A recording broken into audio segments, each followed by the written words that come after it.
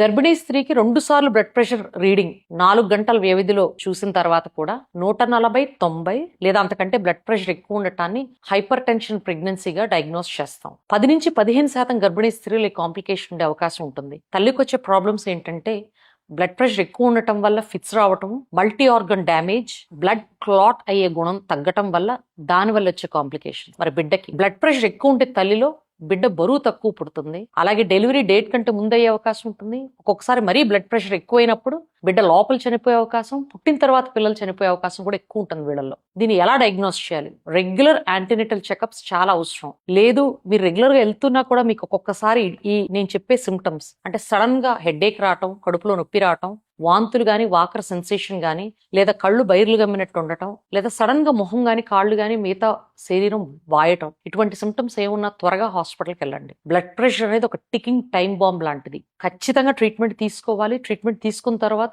Majority patients cure అవుతారు. Thank you.